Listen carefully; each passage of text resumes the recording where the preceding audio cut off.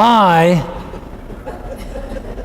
King Saul, the king of Israel, the first of the kings of Israel, I was anointed by Samuel.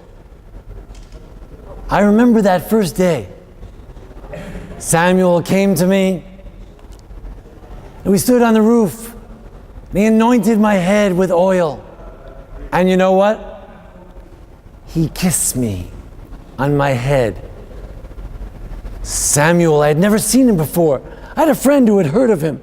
I had actually never seen Samuel in my whole life. He said that he could predict the future, and he appointed me to be the king of Israel for all the people of Israel.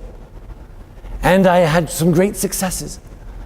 I went and I called upon all the tribes of Israel to join together, something they had never done, to fight the Philistines and to fight these battles. And we fought with great valor. Then, I don't know what happened. Shh.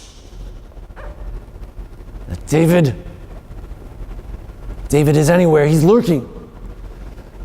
And you don't tell me where he is, do you? No one, you're all traitors. He's a traitor, I'll explain to you. You'll believe me when I tell you the truth. But there were two things that happened. Sort of brought a divide between me and Samuel. The first was quite unreasonable, I think. He asked me to wait for 7 days to take any action, to bring a sacrifice, to attack the Philistines. 7 days I had to stand. I waited 7 days for the Samuel the prophet to come. He anointed me to be king.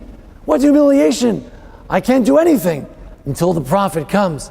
And I waited 7 days. But that wasn't enough. I waited 7 days and he wasn't there. The people began to eat over the blood.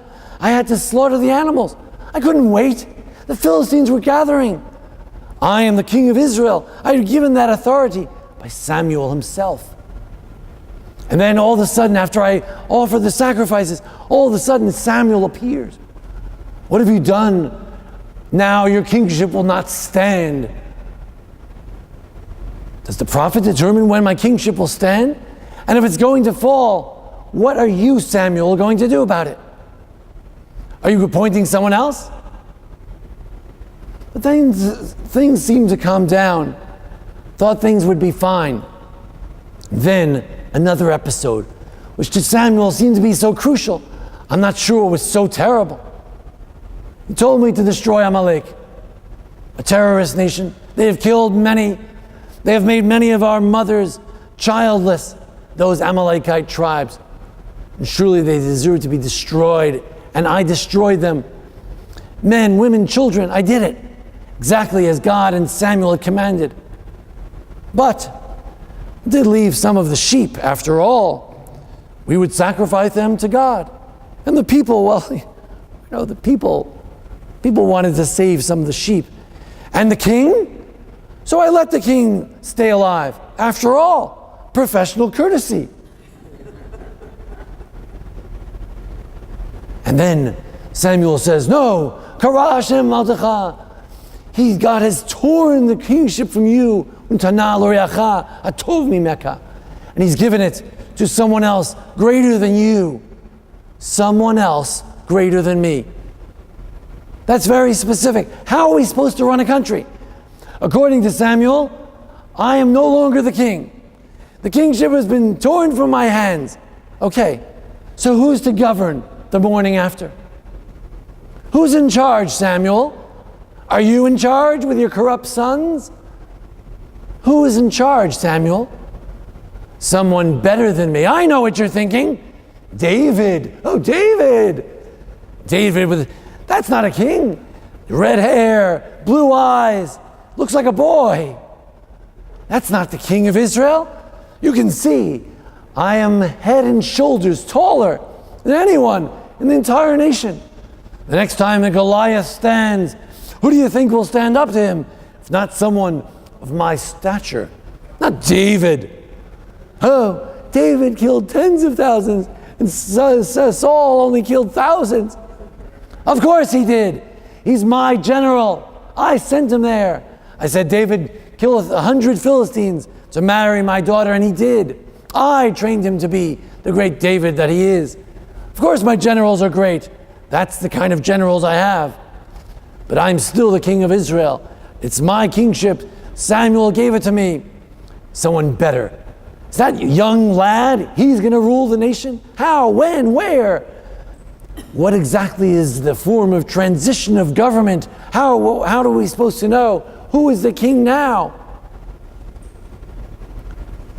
So Samuel declared, I'm no longer the king. What does that mean? What does that mean? And then there are my children, my beloved children. First is Michal. I gave her the best husband. The women were singing songs about him. And then what did she do? I called for David, and yes, to be killed. Of course, to be killed. David is going to try to take over, and you know what kings do when they take over. They wipe everyone out, men, women, and children. They wipe out any remnant of the previous administration. So as a favor to my daughter, I summoned David. And you know what she did? She hid him, and she tricked my messengers. And I said to her, how could you do this? And she said, oh, David, he said, why should I kill you? Let me go. David didn't say that. We know it. And now he escaped.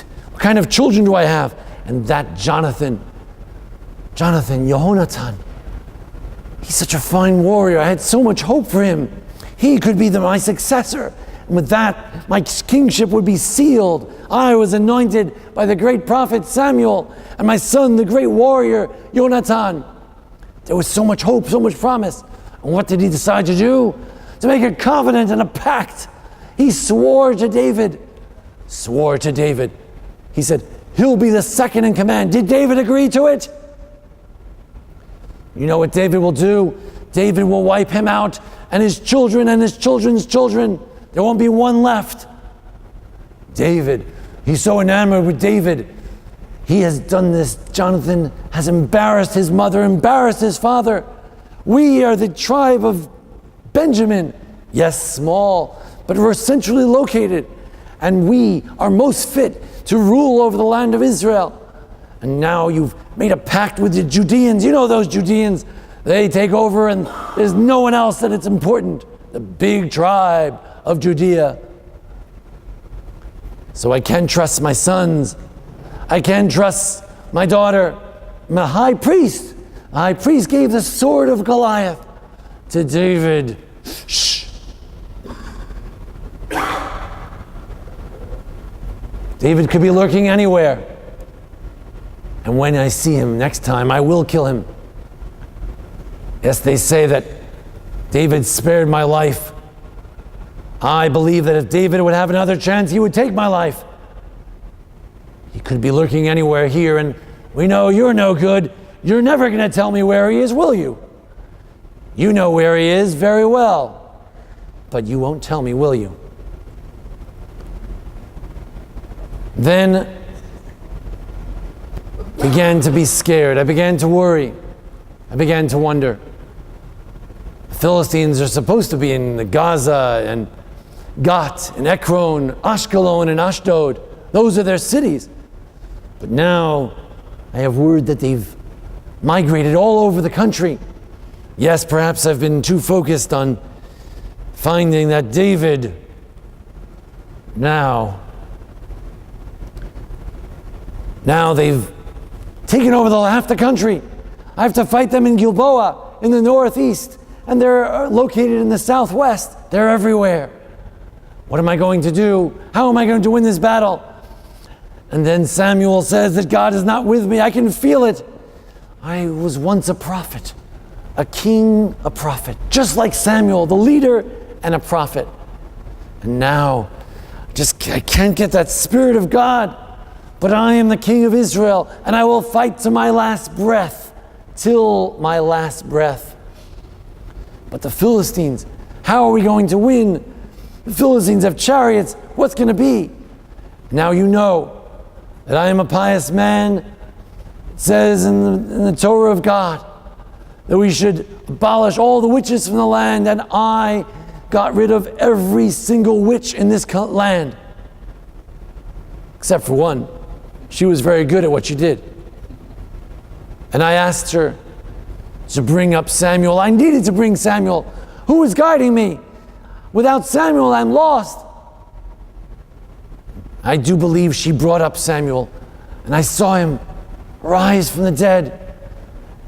And he told me that tomorrow, that's today, myself and my sons will be lost, will be destroyed, will be killed.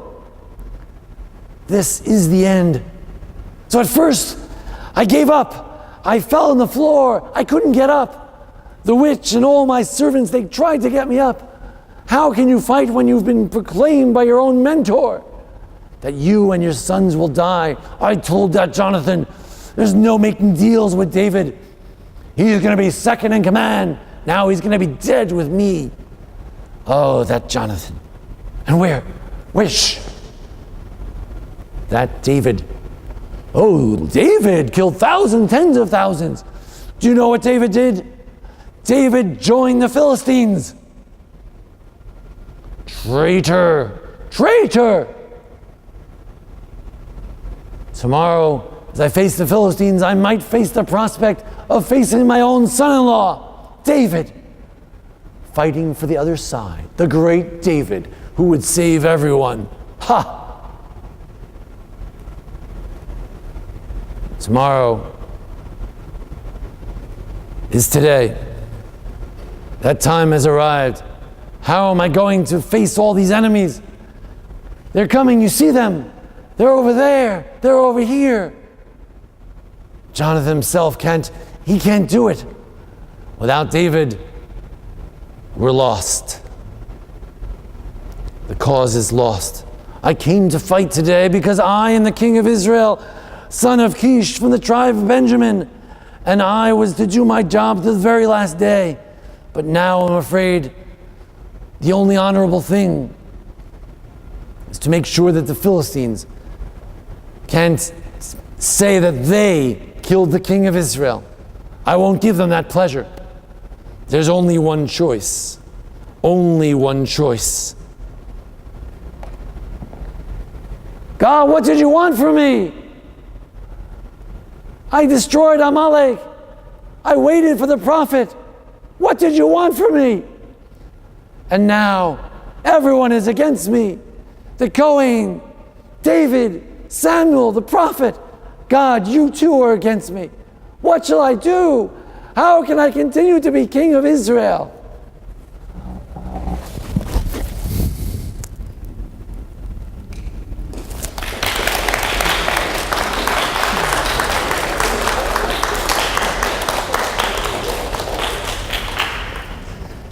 Well, it's tiring being a losing king. It's not easy. Story of Samuel. So we need to understand now, you got the lights, thank you. We need to understand, we'll get the regular lights, is what was the plan? Samuel declared that Saul's kingship is done, over, finished, kaput. So then what was supposed to happen? So is Saul then, from that point on, some sort of renegade king?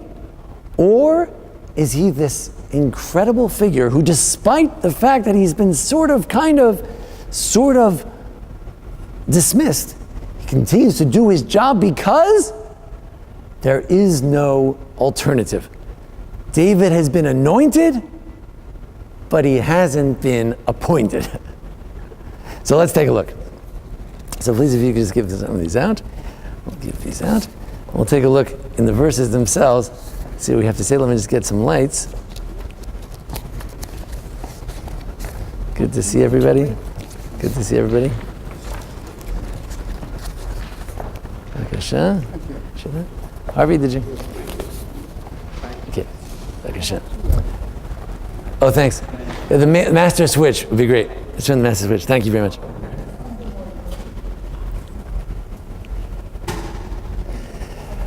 Okay. A little applause for Meredith. Help me out with the spotlight. And Jason's helping out with the video, as he always does. Thank you. Thank you very much. And Gail also for the special costumes. Thank you. So,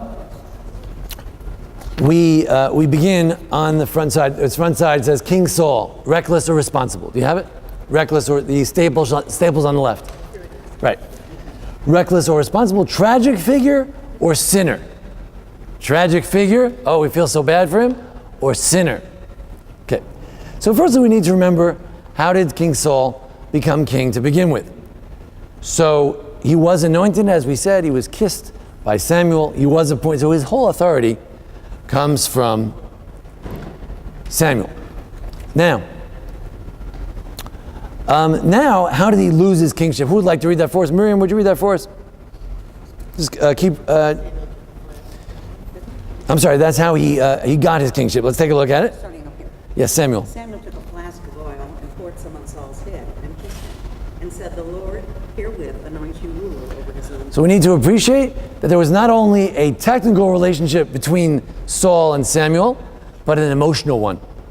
Not only was he kissed by him, perhaps Saul appreciated it, but Samuel was emotionally invested in this person who he didn't really want to have. He didn't want to have a king.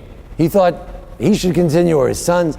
But once he anointed him, he kissed him, he was very invested in it. How did he lose his kingship? Two stories, chapter 13, chapter 15. Chapter 13, would you continue, Miriam? But Samuel said, "What have you done?" Saul replied, "I saw the people leaving me and scattering. You had not come at the appointed time, and the Philistines had gathered at Michmas." Go ahead. Lord, Yes. I thought the Philistines would march down against me at Gilgal before I had entreated the Lord.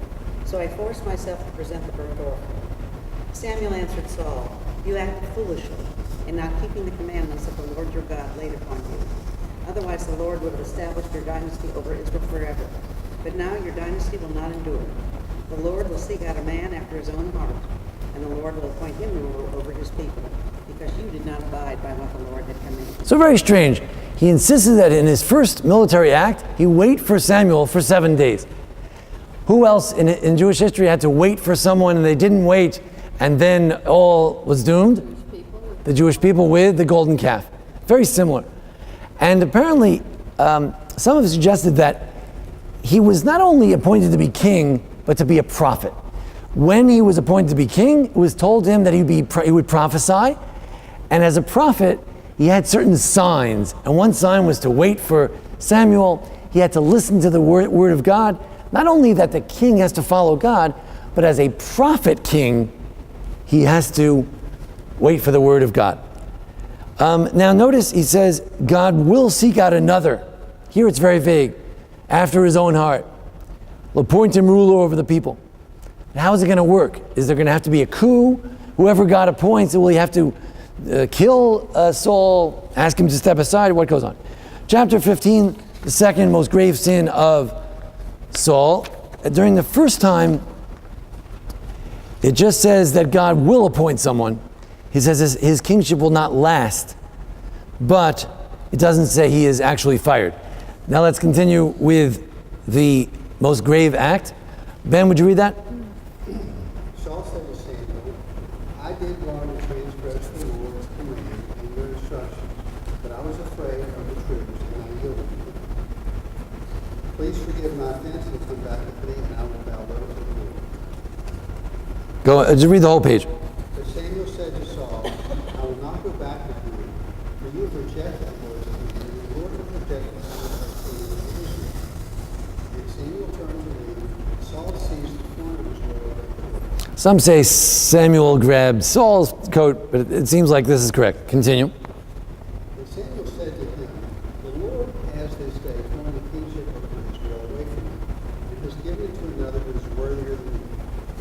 Moreover, the glory of Israel was not to see to change his mind, but he is not even that he should change his mind." But Saul pleaded, "I did wrong. Please honor me in the presence of the elders of my people and in the presence of Israel, and come back with me until I have bowed low to the Lord your God." So Samuel followed Saul back, and Saul bowed low to the Lord. So Samuel says, God has ripped the kingship away from you. It's done. It's done. It's over. And he's given it to someone else greater than you. We don't know who that is, although the women sing that David is better. Okay. But then Saul says, yeah, but you're supposed to appear with me in public. Could you just do that? He said, no, I won't do it. He says, please, I sinned. He admits it. He finally admits it. He was very slow to admit his sin. That's clearly the big problem. And then did Samuel agree to come back with him? Yes, he did agree. So if you ask, is Saul fired? If he's fired, then why is Samuel appearing with him in public in order to give him honor? It's the last time he appeared with him. He never saw him again until he was dead. But why would he be appearing with him unless there was something left of his kingship? Which leaves Saul in a very strange position, doesn't it? He's the king, he has some qualities, and yet it's been ripped from him and given to someone else. And privately, Samuel anoints David. Privately. Why privately? He was afraid that Saul would kill him if he did it publicly. I forgot to mention that in my presentation. Yes? I have a couple of questions. One comes from the dialogue in the meeting. Was Saul a prophet? Did he hear the command from God? Or did he get this command from Samuel, who's the emissary of the prophet? Yeah. What it means that Saul was a prophet is unclear. Clearly, there were students of prophets who would go around and they would sing songs, get into an ecstasy of some sort. We don't know what it is. At one point, he goes to kill Samuel because he anointed David, and Samuel and God play a trick on him, and he gets prophecy again. We don't know what that means. In that case, he actually prophesied naked, whatever that means. So there was some sort of, it could mean that he had a he became disembodied from his body. He became detached from his body, became a soul. So exactly what it means, it seems that it means something more like what later had become the student of prophets. Elisha had students of prophets, and they did stuff, but the actual prophecies, all from Samuel. Never did God say to him anything. So when he disobeyed God based on what Shmuel said. Shmuel, yes. And that gets to this uncomfortable idea to me, that while Saul sinned, so did David. Yes. And when you sin, by definition, you're disobeying God. And David had some pretty horrible sins, right. For example, murder. So there's this uncomfortableness of, okay, and finally what makes it uncomfortable when you sin is, King, you do have special privileges. It's in the Torah. And so you act somewhat, you make some decisions on your own that you think are right. And when does that become disobeying God in these circumstances? In other words... Were you saying that there are certain dispensations that go against the Torah, did you say? No. Oh, I'm sorry. No, you have special privileges as a king. As a king, yes. You're Okay. expected to Right. make some decisions. So let's deal with the idea of Saul versus David, just for a moment. It's not tonight's topic per se, but it definitely comes up as you're reading it. You say, wait a second, doesn't seem like a very grave sin. He waited for 7 days, but on that seventh day, he couldn't wait anymore. And then later he killed most of Amalek except for some sheep and because of that he loses his kingship. So we'll mention later that it could be that from many perspectives, Saul was better than David. We'll see in a moment. That Saul was more ideal. He looked the part. He looked very tall and all that. That may not be significant, probably not. But that he had certain characteristics that were good for a king. Maybe modest, I don't know. The Abarbanel's answer is the cleanest answer, and that is as follows.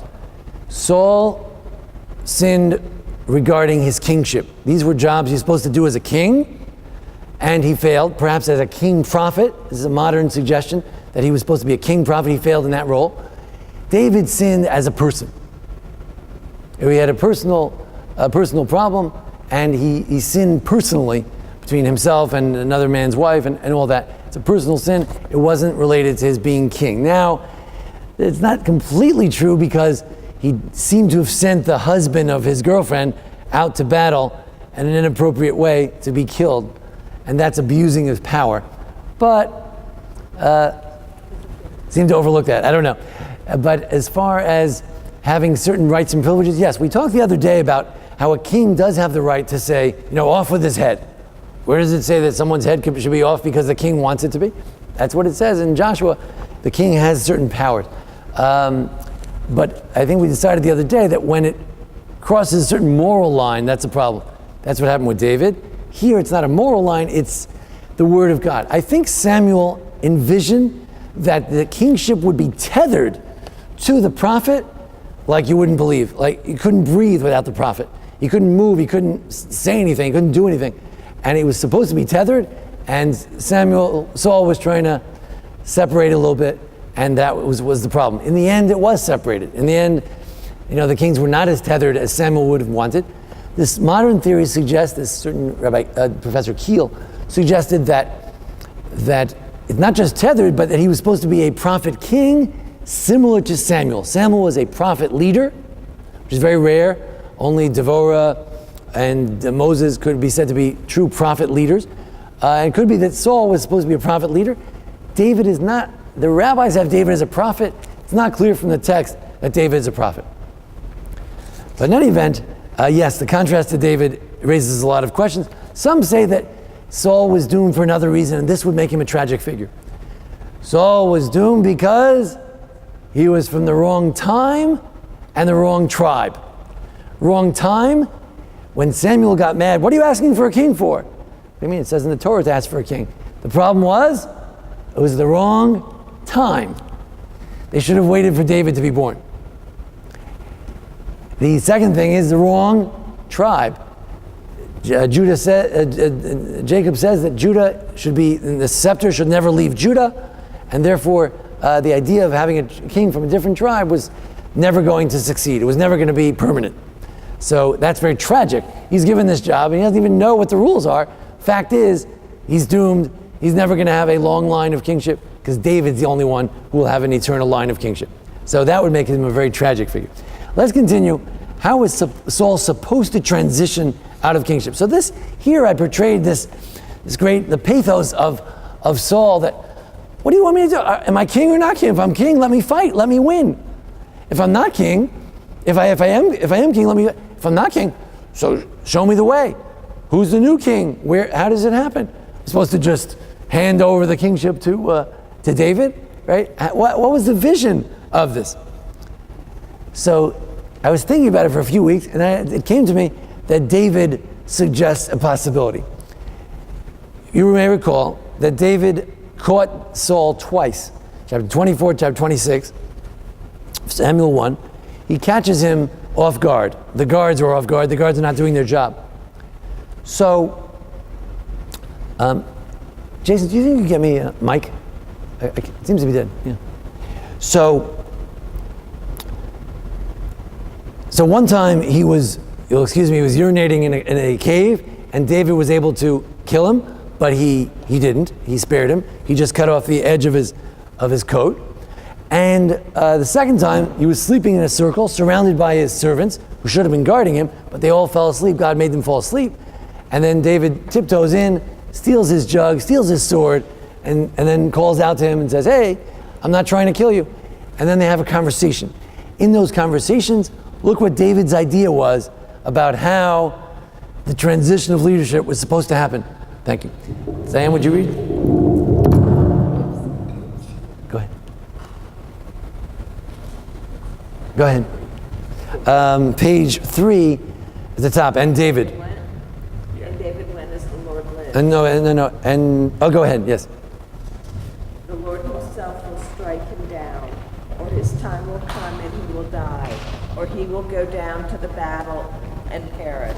David envisioned how it would come to an end. In other words, what would happen? And David said to No. What would happen? What was David's vision of how the transition of leadership would take place? God was going to take care of it. Right. It was not his job to get rid of the king. It was God's job, and his day would come, perhaps in battle, which is an allusion to what happened, or his day would come somehow. David had a hint of this from his enemy Nabal. He had an enemy Nabal, and David was about to kill Nabal. Abigail, the wife of Nabal, said, "Don't kill him. Let God take care of it." And indeed, he died 10 days later. So that gave him an idea that God will take care of the enemies. Just let it happen. Okay, so how does the Malbim understand David's words? Continue. David said to those who said that he should assassinate Saul, that you should not think that since I was anointed, I shall kill him to establish my kinship. For the word of God that anointed me will not go unfulfilled. There's always a question, to what extent should you make things happen, or does God make it happen, right? To what extent should we take things in our own hands? So David's also in a quandary. He's appointed king. Should he kill the other king to make room for himself? So he says, I don't have to, because God will take care of it. He wouldn't anoint me king if somehow God wouldn't take care of it. But his friends, David's friends, said, no, this is the opportunity. He's standing right in front of you. This is the chance to kill him. So, it's interesting. The Radak. Linny, would you read that for us?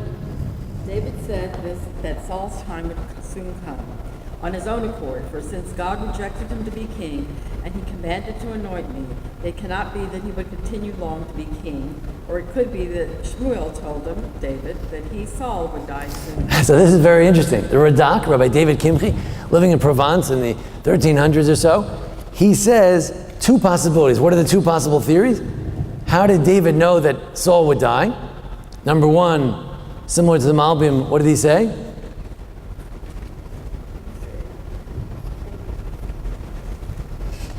Since I'm anointed to be king, it must be that the other one will die. Or, very interesting possibility, that what? When he was anointed and God said, you're the king, David must have said, when, how, what are you talking about? And the answer was? You knew. Right. Right. He realized the other one won't be around too much, right? Okay. Maybe you look at the political situation, the geopolitical situation, the military situation at the time, it was pretty clear what would happen. David was well aware of all that. Okay. What about a federation? Not the Memphis Jewish Federation, but a federation of Rachel and Leah. Benjamin coming from Rachel, and Leah and Judah coming from Leah. You could have a federation of Rachel and Leah. It would be so wonderful. Don't forget, Benjamin and Judah were the ones who bound themselves to each other in the story of Joseph, and where Judah came to the aid of Benjamin. So maybe here too, David from Judah could come to the aid of Benjamin, Jonathan, and they could get together. So what was their vision? Who would like to read that? Dr. Levy, would you read that for us? On page 4. And he said to them, do not be afraid. The hand of my father Saul will never touch you. You are going to be king over Israel, and I shall be second to you. And even my father Saul knows this is so. Right. So Jonathan, or as we called him, foolish Jonathan, was convinced that what? Convinced that David will be king, number one, and number two, that he'll be second in command. So he was convinced of it. Strangely enough, it says that David swore to it, but it's not clear that he agreed to every detail. As a matter of fact, Radak says, Esteline? Radak said, I am asking you that when you reign, I will be to you a second. Radak thinks that he is what? Asking. In other words, we don't know that David ever agreed to it. So, could it have worked out? Tragically, I have to sadly report to you, and it took me years to finish reading Samuel, but when I read it, it's very upsetting, that for various reasons, good reasons, David does land out massacring the family of Jonathan. He had a good excuse, whatever, but the pact didn't work at all. The Zohar, I happened to bump into this Zohar here. The Zohar has an idea of how things were supposed to work. Barbara, would you read that for us? Why did the Holy One, blessed be he, not remove Saul from kingship to give it to David so he wouldn't have to die? Rather, the Holy One, blessed be he, did a kindness with him, that he took his soul while he was still in his kingship, so he should not have to see his servant ruling over him and take that which was his at first. Look at the psychological insight. We're thinking tragic Saul He dies on the sword. He dies on the battlefield. Zohar's thinking? Sorry? Lucky Saul. Yeah. That's the way a king wants to die, right? How does a big businessman want to die? A big businessman. How does a rabbi want to die? Right? Big rabbi. Right? So it's a great psychological insight that people don't want to lose their standing, especially if you're the king, especially the first king. It's very interesting. So let's review. What are the possible scenarios that would take place after Saul lost his kingship and David gained his kingship? How is the transition supposed to take place? Theory number one.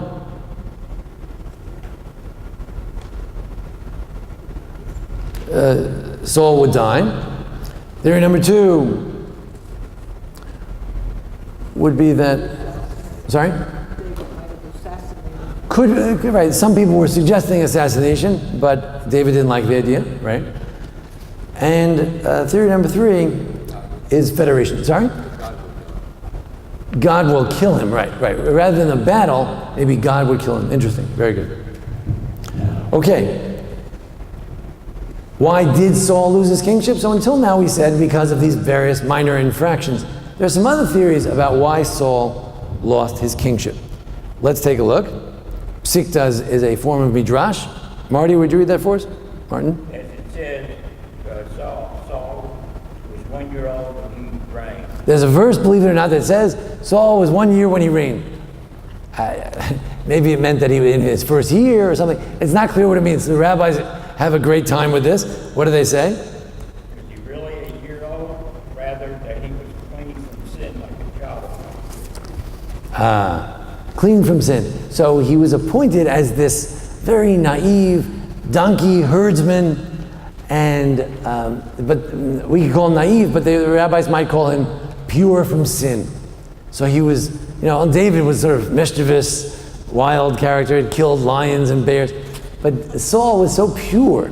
So there's something very, maybe a little Christian about him, very pure kind of a soul.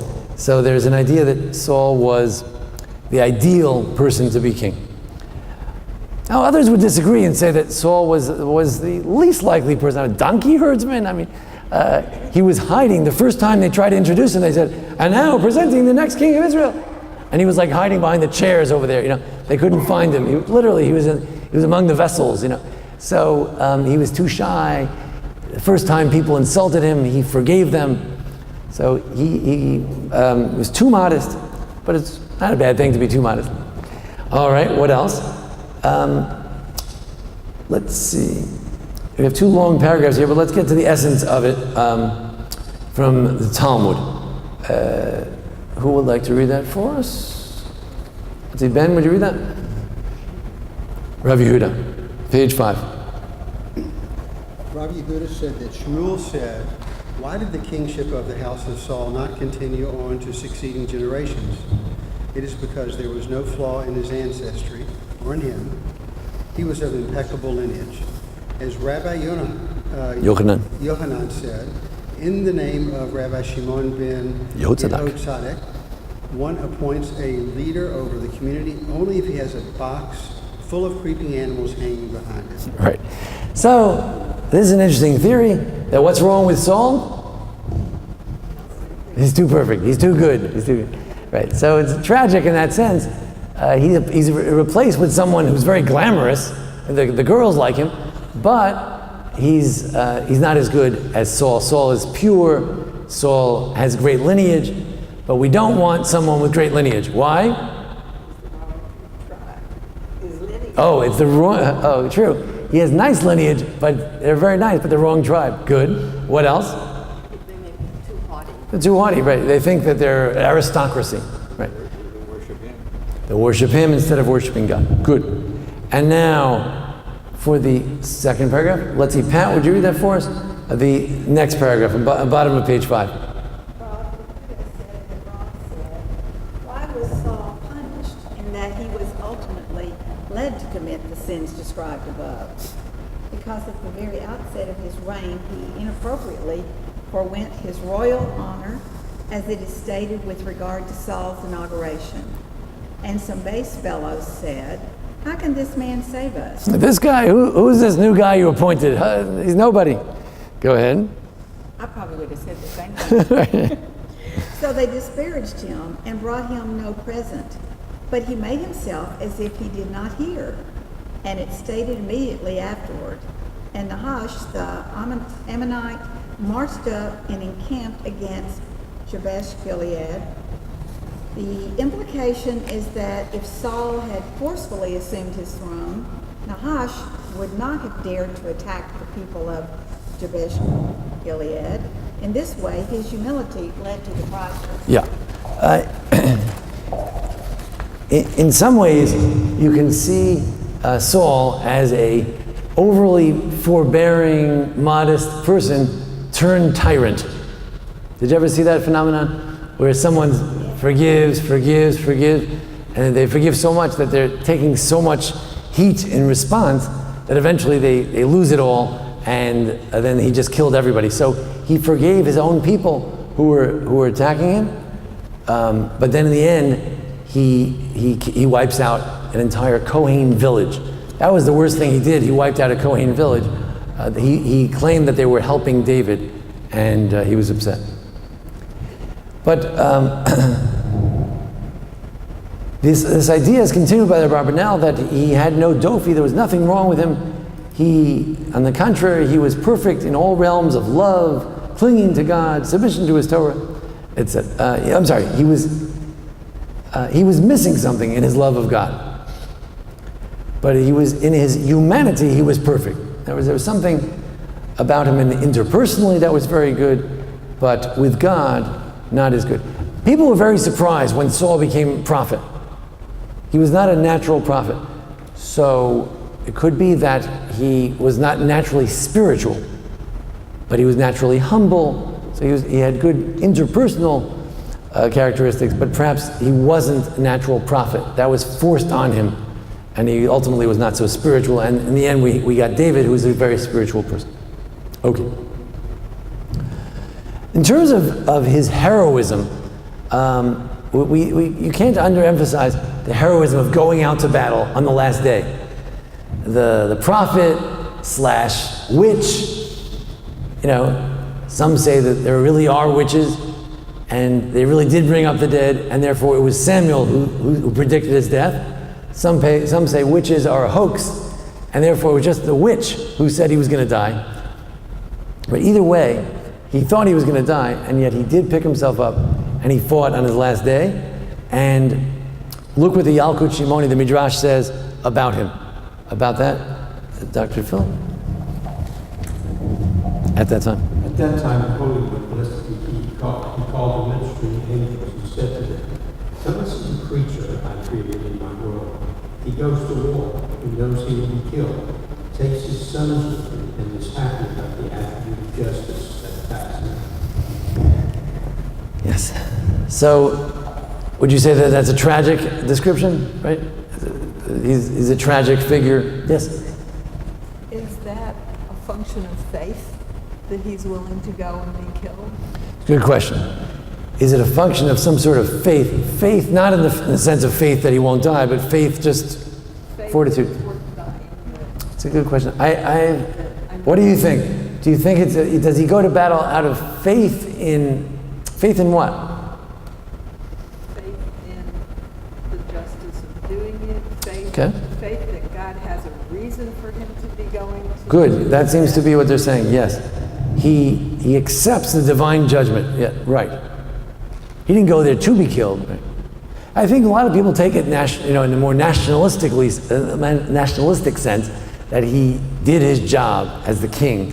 But I think you're right. The Midrash is taking it that he accepts the divine judgment, that he's going to be killed, but you have to go to battle and you do the best you can. You can't escape. We do find generals who run away. Sisera ran away from battle. He could have done that. He didn't. So there's something amazing. So is he a tragic figure or a pathetic figure, right? You could portray him as a psychopath, someone who became paranoid.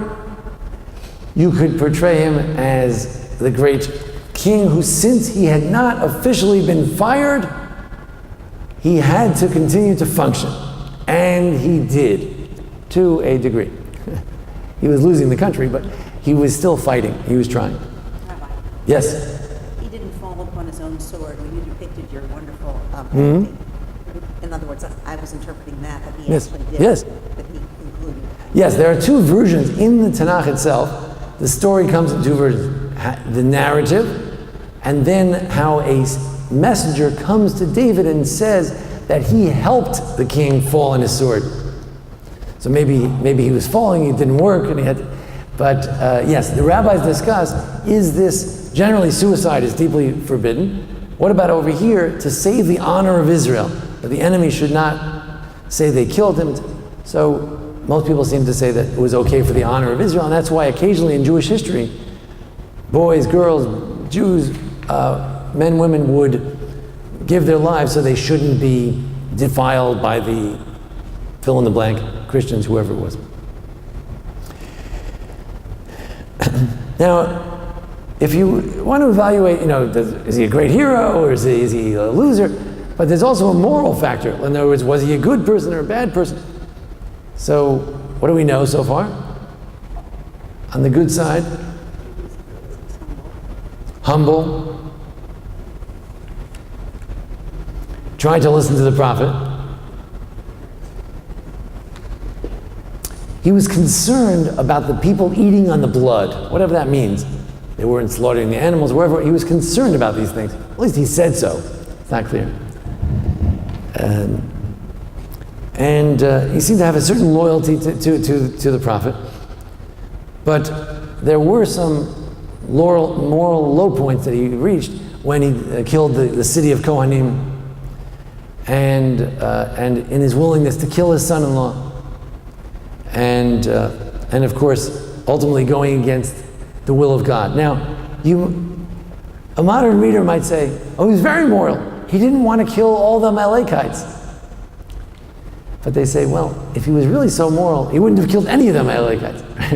If he believed that God was wrong and he shouldn't kill them, anyway, the fact that he killed most of them, but not all of them, puts him more on the side of making up his own morality. And that could be the greatest sin of them all. Yes? There was no precedent. He didn't know how to be king. Good. He had to make it up as he went. Interesting, right. There's no precedent. He knows he has a lot of power as a king. Samuel had laid that out, that the king can do whatever he wants. In some ways, he could take away your daughters, and he can take away your monies, and he can, but it wasn't clear what are the boundaries of that. And yeah. He doesn't kill our enemies. He does kill the priests of Nob. He does try to kill them. He doesn't know, what am I supposed to do? Right. There's nothing. Right, and the truth is, he doesn't know what Dr. Levy says he doesn't know what he's supposed to do, and the truth is that his only way of knowing what to do would be through the prophet who had left him. So it's almost like the story is the story of what happens to a king when he has no prophet. So when the prophet was extracted from the king, he becomes this dictator. Yeah, this crazy dictator.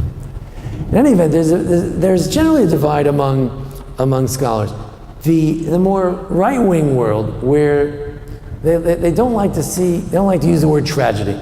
They see the word tragedy as a Western expression, Greek expression. Tragedy assumes that there's a world in which things sort of just happen according to fate, and he just tragically sort of dies, even though he shouldn't. But we live in a world where God is in charge. And my teacher, however, Rabbi Lichtenstein, and many modern Orthodox writers do see Saul as a tragic figure. Tragic in the sense that what? What would you say? Why tragic? He had the potential to be yes. king. I mean, he looked the part. Right. And he wasn't able to assert himself against the will of the people, and he left the sheep, Right. It was kind of, he couldn't be as strong as he looked. The potentiality, yes. It's tragic in that he had so much potential. According to the rabbis, they even go further with that he was perfect, and he had no blemishes, and he was so modest, and And with all that potential that was seen, so this is a big question of whether he was tragic or not. And I tried to make the argument in the play, I tried to make in the vignette, tried to make the argument that he was left udderless. He had no guidance as to how to proceed. Like you say, there was no precedent. And in that circumstance, he did the best he could, and he fought to the death. He also fought against David, and that's questionable. It's not clear. Did he know that Samuel had anointed him? Probably he did. But in any event, we can certainly be sympathetic with the quandary that he was left in, that he was holding the reins of leadership, and he knew that spiritually and someone else had taken over. But physically, he was the king. I think we can make an argument for that. In that sense, it's very tragic that he was left without any guidance and had to make his way there. It was always his nemesis David. Yes. He kept talking about it. Yes. Vitriol when he was right. talking about him. To try to do your best while you have this other person who's taking power and rising to power, and how do you do it? Very interesting. Finally, I'll just comment on what Linny mentioned about the height. So, is it significant that he was so tall? So it's very interesting. Samuel tried to present Saul to the crowd, and they couldn't find him. Finally, I guess he stood up, and then everyone could see that he was shoulders above everyone else. So he said, "You see, he's head and shoulders above everyone else." Maybe that's where the expression comes from. Now, so the prophet said that was important. After all, there's an idea, Kohen should have a certain glory, the king should have certain glory in the crown. But, on the other hand, later when this same Samuel is appointing the king in David's family, he sees the first son, he says, "You must be the anointed one of God." And Hashem whispers to him, "No, wrong one." Right? And he keeps going to all the brothers till finally there's this other brother who's David is out in the field and he picks him. So apparently God was telling him that Hashem Yireh Adam Yireh L'Einayim V'Adam Hashem Yireh L'Levav, that people see with their eyes, but God sees the heart, and that we shouldn't look at the looks of him. So that Saul being so tall was sort of a seduction to make you think that he was the appropriate king, and actually had nothing to do at all with his choice. In a very light manner, how was it that the women still preferred David to Saul since he was such an imposing? Right. Yes. Why did the women prefer David? Right. There was something very alluring about David. The rabbis say that the women were very attracted to Saul, and there's these women who try to give Saul advice as to how to find Samuel, and they keep chattering, and the rabbis say that they were enamored with his looks, and they wanted to talk to him as much as possible. So it's interesting. But clearly David is described almost in effeminate terms. The description of his beauty is very similar to Sarah, Rebecca. I mean, it doesn't describe Abraham as beautiful eyes, right? So he's a very interesting character. His red hair reminds us of Esau, who is very red, and that is a murderous strand, and that's, I guess, good if you want to be a king at the time of conquest. He had to reconquer Israel. But on the other hand, he had these soft eyes like Leah. Leah had beautiful or soft eyes. So there is a question, though, to what extent it was a somewhat effeminate figure. You may have heard the great uproar in Israel when one of the members of Knesset cast aspersions on his relationship with Jonathan. Why were the two men in love with each other? What's going on? So I played that up a little bit in my presentation, where you could say Saul was more of a manly kind of a guy, and David strangely had these feminine characteristics, which perhaps was part of his spirituality. There's a modern rabbi. I met him once, or his family, and he has a whole book he's a psychologist, and so there are various psychologists who have tried to psychologize Saul and declare him paranoid, and therefore somewhat to absolve him somewhat. Clearly, yes, the text is very clear that he lost his spirit. He needed something to cheer him up, He needed the music of David, ironically, to cheer him up. And then, of course, he got rid of David, so he didn't have that. So yes, so in that sense, if you ask, is he, pathetic, a madman,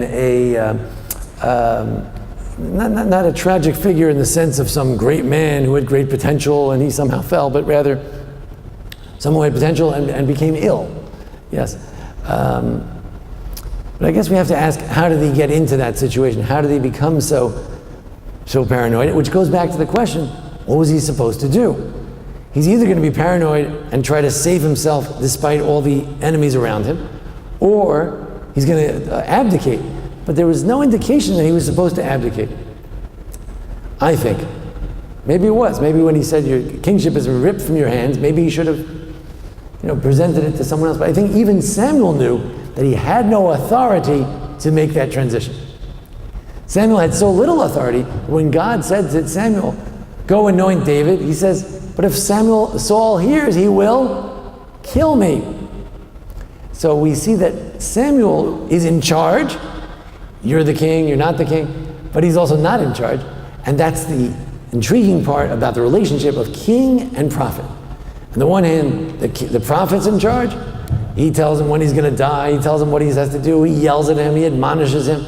On the other hand, when he admonishes him, if the king wants to, he can kill him. And that's, I would argue, that's how the kingship of Israel came to an end. The whole kingdom of Israel came to an end because we killed a prophet named Zechariah. The rabbis say we killed Isaiah. We killed Kohanim. At a certain point, the kings just couldn't take all this criticism from these prophets, and they killed them, and that's when it's all over. But in the very first king, there was an attempted murder as well. He tried to kill Samuel, but God turned him into a prophet, and he got out of his melancholy. But yes, the idea of melancholy is an option. It is a possibility. I would say that's part of the pathetic option, or sympathetic option of looking at Saul. Yes? Judaism divides kings from prophets. Sorry, it does or does? Judaism divides kings from prophets. You get Nathan, you get David. Right. You don't have the same in the same person. Right. Is this an attempt to have a king prophet, which is dangerous because that means that the king is God. The king knows, right? So it could be that this was a transition from king prophet to no, king separate from prophet. Solomon was also an attempt at king prophet, and it was very bad because Solomon had no guidance. He did great on his own, but then he went off. So, in any event, I hope you appreciate the intriguing nature of this character named Saul, and we're going to go a little bit out of order. Next week we're going to do David and his debate with his bride, with Michal, and then the week after that we'll go back to Boaz. I'm sorry.